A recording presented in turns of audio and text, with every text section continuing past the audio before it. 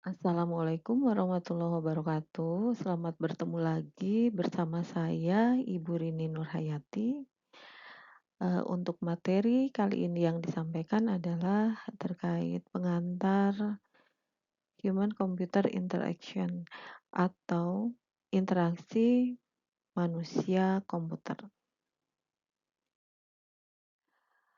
Untuk bahasan terkait pengantar interaksi manusia dan komputer ini adalah penjelasan tentang apa itu HCI atau Human Computer Interaction, kemudian konsep utama dari HCI, komponen-komponen dari human, komponen dari komputer, bagaimana gaya interaksi antara manusia dan komputer, dan selanjutnya adalah kesimpulan dari apa yang dipaparkan untuk materi ini.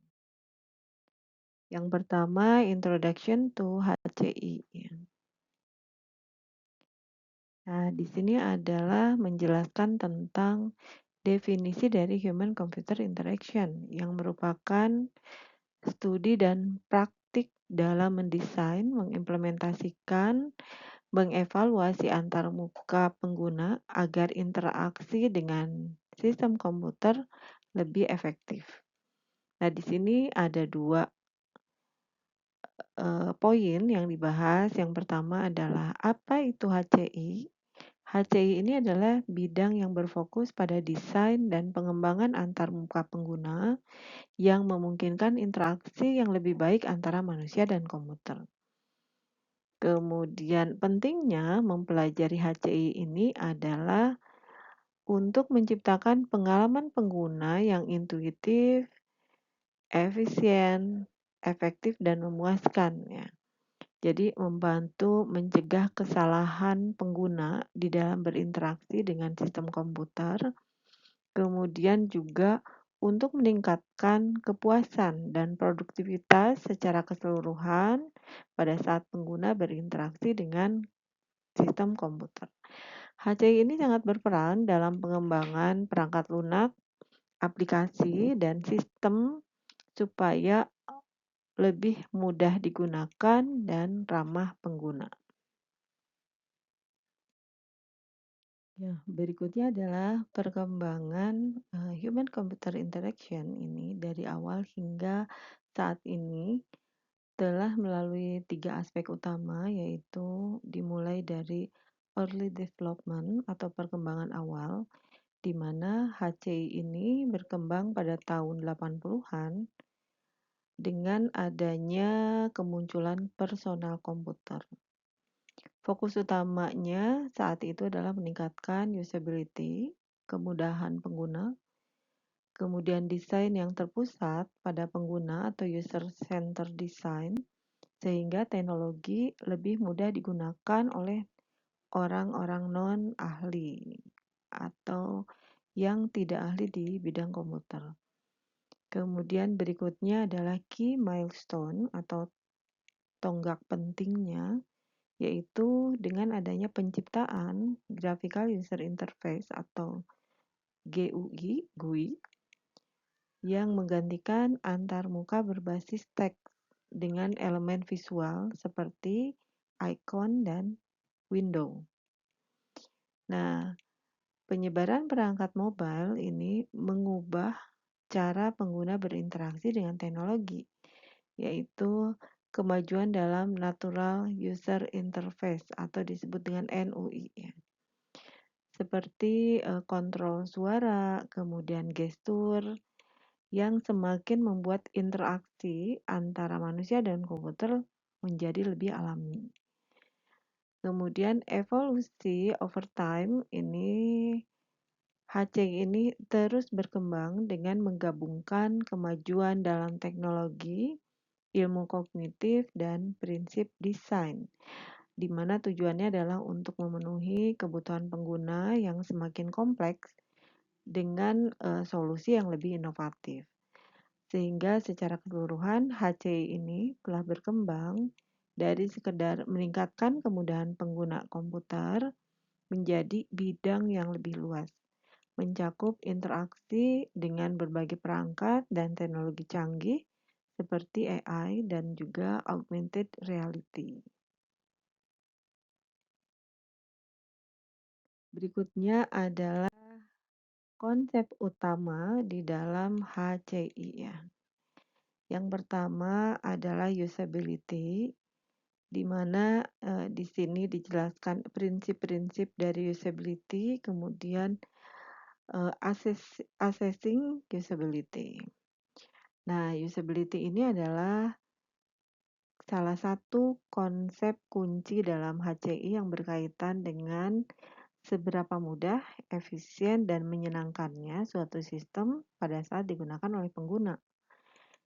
Ada dua aspek utama yang disebutkan, yaitu prinsip dari usability, di mana merujuk pada aturan atau pedoman desain yang membantu membuat sistem lebih mudah digunakan. Contohnya adalah learnability, mudah dipelajari, kemudian efisiensi, yaitu efisiensi pada saat penggunaan, kemudian memorability, yaitu mudah diingat, ya. Kemudian error handling, bagaimana sistem komputer dalam menangani kesalahan atau pada saat terjadi error. Kemudian satisfaction, yaitu bagaimana kepuasan dari pengguna pada saat berinteraksi dengan komputer. Nah, kemudian assessing usability adalah bagaimana cara menilai usability tadi, yaitu proses mengevaluasi apakah suatu sistem atau antarmuka sudah sesuai dengan prinsip usability tadi, sehingga dapat dilakukan dengan melakukan user testing, kemudian heuristic evaluation, atau survei kepuasan pengguna. Nah, ini sangat penting ya, di mana di dalam HCI ini usability digunakan untuk memastikan bahwa pengguna dapat berinteraksi dengan teknologi secara efektif dan tanpa adanya frustasi, gitu ya.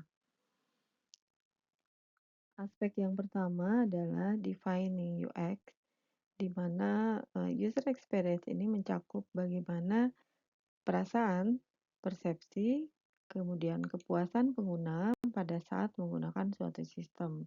Tujuannya adalah menciptakan pengalaman yang intuitif, menyenangkan, dan efektif. Kemudian elemen di dalam user experience ini ada beberapa hal yang penting seperti usability tadi, kemudian ada accessibility, aksesibilitas ya, kemudian desain visual, bagaimana interaksinya, dan juga bagaimana menangani emosi pengguna. Nah, elemen ini bekerja bersama-sama untuk menciptakan pengalaman pengguna yang positif. Kemudian hal yang tidak kalah penting adalah mengukur user experience tadi, yaitu dengan berbagai metode seperti dilakukannya user testing, kemudian survei kepuasan pengguna, ada heat map, ada time on task, dan ada error rate. Tujuannya adalah untuk meningkatkan desain dan memastikan bahwa sistem memenuhi kebutuhan pengguna. Nah, UX ini sangat penting dalam pengembangan produk digital karena menentukan apakah pengguna akan merasa nyaman dan puas dalam menggunakan suatu aplikasi atau layanan komputer. Berikutnya adalah komponen-komponen di dalam human, ya, aspek human. Di mana yang pertama adalah ada yang disebut dengan cognitive process, yaitu bagaimana cara manusia memproses informasi, memahami dunia, dan membuat keputusan. Nah, tiga aspek utama di dalam proses kognitif ini adalah persepsi. Yang pertama adalah persepsi. Persepsi ini bagaimana individu menafsirkan dan mengorganisir informasi sensorik untuk memahami dunia di sekitar mereka. Dalam HCI, persepsi ini sangat penting untuk desain antarmuka karena pengguna harus dengan cepat mengenali elemen-elemen yang ada di dalam sistem. Kemudian yang kedua adalah memori. Memori ini mencakup bagaimana pengkodean, kemudian penyimpanan, pengambilan informasi di dalam sistem. Nah, ini sangat penting untuk pembelajaran, kemudian termasuk dalam pengambilan keputusan dan fungsionalitas sistem dalam kesehariannya. Kemudian dalam desain UI atau interface dengan user experience ini, memori akan mempengaruhi bagaimana pengguna mengingat tata letaknya, kemudian ikonnya, kemudian bagaimana proses navigasinya di dalam suatu sistem. Dan yang ketiga adalah problem solving, ya, pemecahan masalah, yaitu proses kognitif yang melibatkan identifikasi, analisis, penyelesaian masalah dengan menggunakan kreativitas, penalaran, dan pengalaman masa lalu. Sehingga dalam HCI, ketiga aspek ini sangat relevan dalam desain interaksi supaya memungkinkan pengguna dapat menyelesaikan tugasnya dengan efisien. Nah, proses kognitif ini sangat penting dalam pengembangan sistem yang mudah digunakan, intuitif, dan sesuai dengan cara manusia berpikir serta bertindak. Ya. Baik, selanjutnya adalah yang disebut dengan ergonomi. Ergonomi ini adalah ilmu yang mempelajari bagaimana membuat lingkungan kerja, alat, dan sistem agar sesuai dengan kemampuan serta keterbatasan manusia. Nah, di sini terdapat dua aspek, yaitu physical ergonomy, yaitu berfokus pada anatomi, antropometri, fisiologi, dan karakteristik biomekanik manusia yang berkaitan dengan aktivitas fisiknya. Contohnya adalah dalam HCI ada desain keyboard yang nyaman, kemudian bagaimana posisi layar komputer itu yang ergonomis, yang sesuai dengan tinggi manusia pada saat duduk ataupun pada saat berdiri gitu ya. Kemudian tata letak perangkat yang mendukung postur tubuh yang baik untuk menghindari cedera pada saat bekerja dengan sistem komputer ya. Jadi ada yang disebut dengan carpal tunnel syndrome, itu untuk menghindari cedera ya. Jangan sampai misalnya posisi duduk pada saat bekerja dengan sistem komputer itu tidak nyaman, bahkan dapat merusak misalnya postur tubuh ya, mengganggu postur tubuh yang mengakibatkan cedera. Kemudian yang kedua adalah kognitif ergonomik, berkaitan dengan proses mental seperti persepsi, memori, penalaran, respon motorik. Ini mempengaruhi interaksi manusia dengan sistem. Dalam HCI, ergonomi kognitif ini berperan dalam desain antarmuka yang intuitif, navigasi yang mudah difahami, dan pengurangan beban kognitif pengguna agar mereka dapat menggunakan sistem dengan efisien tanpa kebingungan. Ergonomi ini sangat penting dalam desain produk dan sistem, terutama dalam HCI, untuk memastikan bahwa pengguna merasa nyaman, aman, dapat bekerja dengan efisien tanpa mengalami kelelahan fisik maupun mental. Jadi dua hal ini ya, fisik dan mental dijaga, fisik dan mental pengguna yang dijaga sehingga mereka dapat bekerja dengan sistem komputer dengan nyaman. Berikutnya adalah komponen komputer. Komponen komputer terdiri dari perangkat input, yaitu alat digunakan untuk memasukkan data atau perintah ke dalam komputer atau sistem digital. Nah, terdapat 3 jenis perangkat input, yang utama adalah papan ketik atau keyboard. Nah, keyboard ini adalah input utama digunakan untuk mengetik teks, angka ke dalam komputer. Dan keyboard memiliki banyak tombol dengan fungsi dan perintah tertentu, seperti tombol huruf, ada tombol angka, ada simbol, ada tombol fungsi tambahan seperti enter, ada shift, ada control gitu ya. Nah, contoh keyboard mekanik, keyboard membran, dan keyboard virtual. Nah, berikutnya adalah touchscreen. Touchscreen atau layar sentuh ini adalah salah satu media input yang lain selain keyboard, memungkinkan pengguna untuk memberikan perintah dengan menyentuh layar langsung. Nah, ini banyak digunakan pada ponsel, tablet, laptop, kios informasi gitu ya. Nah, hal ini dapat mendukung berbagai jenis sentuhan seperti tap, ada swipe, pinch, multi-touch gesture.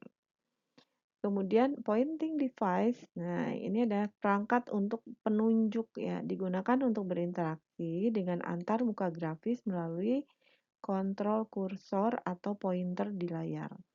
Contoh perangkat ini adalah mouse, ada trackpad, ada stylus, joystick ya. Berguna dalam navigasi, pemilihan objek serta operasi drag and drop. Perangkat input ini memainkan peranan penting dalam HCI karena mereka menentukan bagaimana pengguna berinteraksi dengan teknologi. Pemilihan perangkat input yang tepat dapat meningkatkan efisiensi, kenyamanan, dan pengalaman pengguna secara keseluruhan. Nah, berikutnya adalah output device. Nah, output device itu ada display, kemudian ada printer, ada audio output. Nah, perangkat output adalah alat yang digunakan untuk menampilkan atau menyampaikan hasil pemrosesan komputer kepada pengguna dalam berbagai bentuk, apakah visual, apakah berupa cetakan, atau berupa audio. Nah, berikutnya adalah 3 perangkat output, yaitu display atau layar tampilan. Ini termasuk monitor dan layar digital yang digunakan untuk menampilkan informasi secara visual, yaitu dapat menampilkan teks, gambar, video, grafik kepada pengguna. Contohnya adalah monitor LED, kemudian LCD, layar proyektor. Berikutnya adalah output device printer, yaitu untuk mencetak ya. Dalam artian mengubah dokumen digital menjadi salinan fisik dalam bentuk cetakan. Dapat mencetak teks, gambar pada kertas ataupun bahan lainnya. Contoh printer inkjet, laser, printer laser, kemudian printer dot matrix, dan printer 3D ya. Nah, berikutnya adalah audio output, keluaran suara ya. Perangkat ini menghasilkan suara dari komputer, umumnya digunakan untuk memutar media, notifikasi suara, komunikasi audio. Contohnya adalah speaker, ada headphone, ada earphone, ada soundbar. Perangkat output ini sangat penting dalam HCI karena memungkinkan pengguna menerima informasi dalam berbagai cara dengan lebih intuitif, efektif, baik melalui visual, cetakan, maupun audio.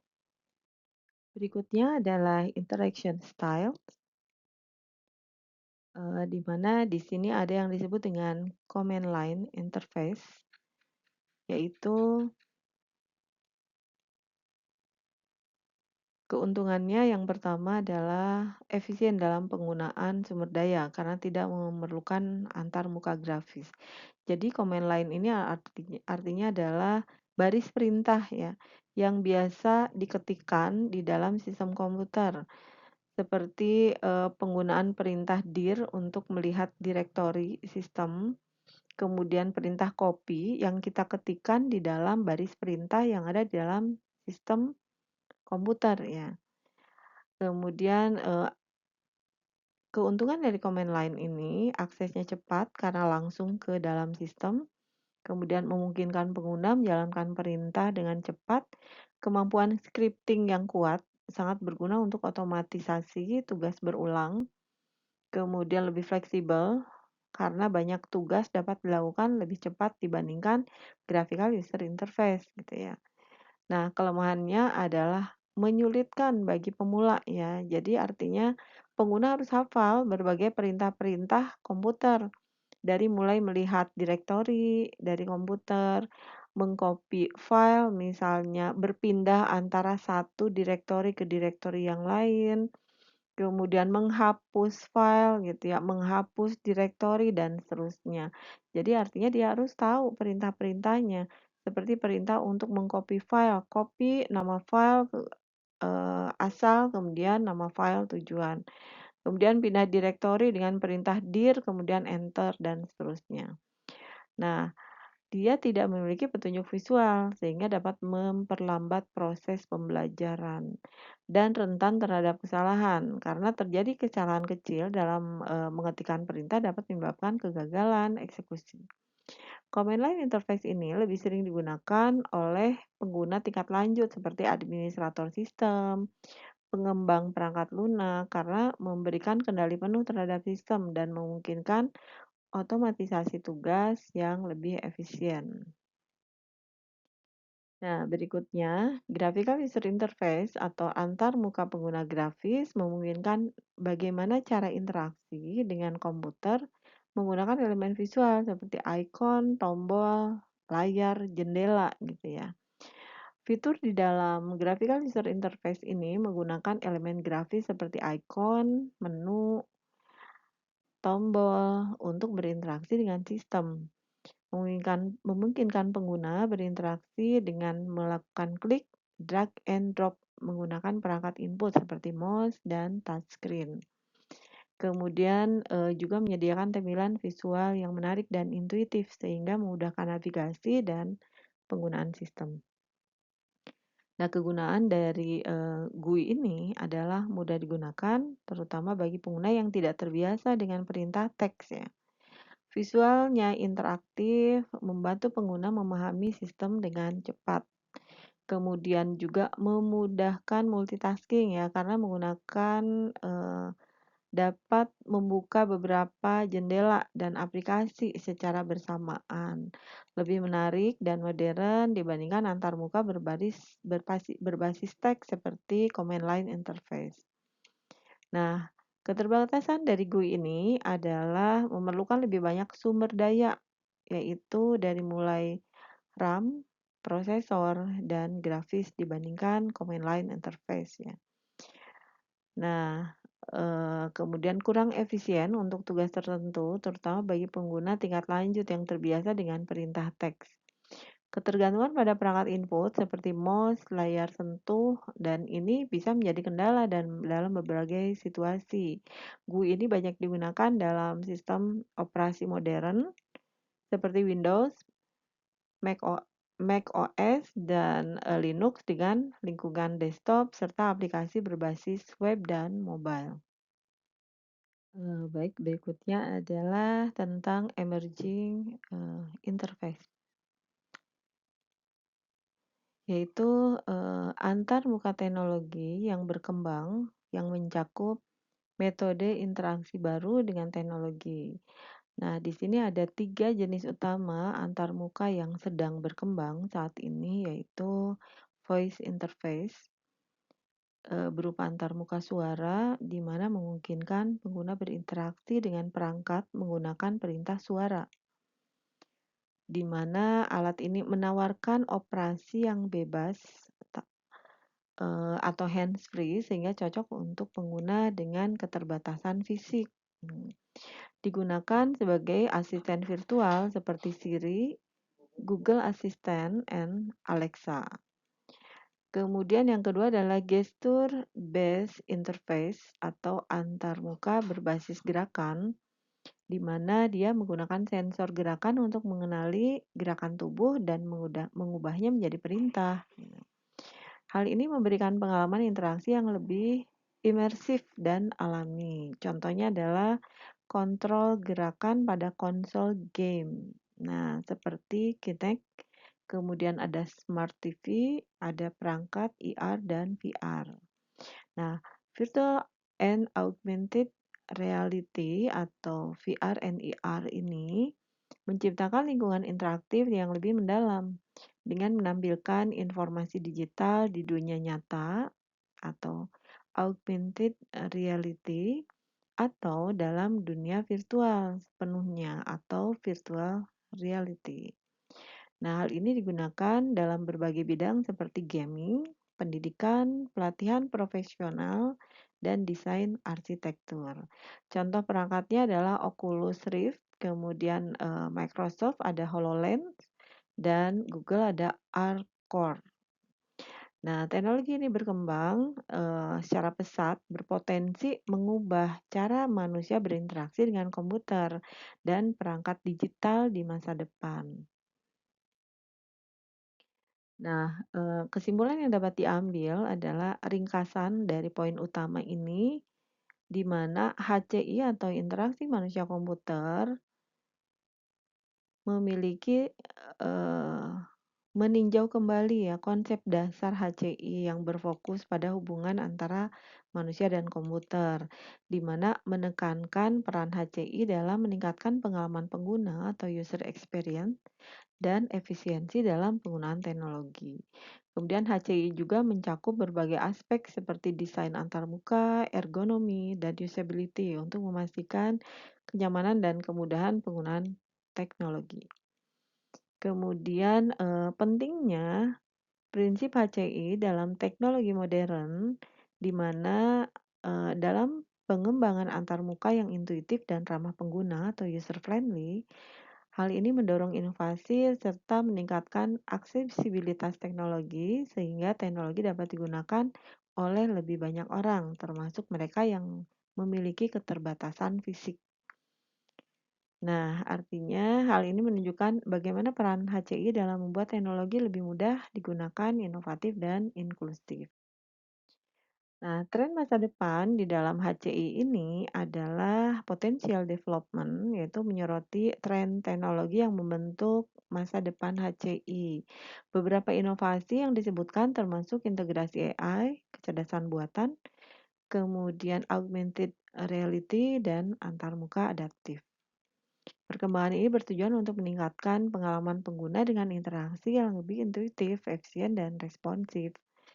Nah, berikutnya adalah career opportunity di dalam HCI atau peluang karirnya apa saja. Nah, dengan permintaan yang semakin tinggi terhadap profesional HCI, maka peluang karir ini sangat luas tersedia di berbagai bidang seperti desain UX, UI, kemudian analisis usability, desain interaksi. Nah, HCI ini berperan penting dalam industri termasuk teknologi, kesehatan, pendidikan, manufaktur. Sehingga HCI sampai sekarang masih terus berkembang dengan teknologi baru yang lebih canggih dan menciptakan lebih banyak peluang karir di masa depan. Nah, demikian yang dapat disampaikan untuk pengantar HCI kali ini. Semoga bermanfaat dan dapat dipahami. Terima kasih. Wassalamualaikum warahmatullahi wabarakatuh.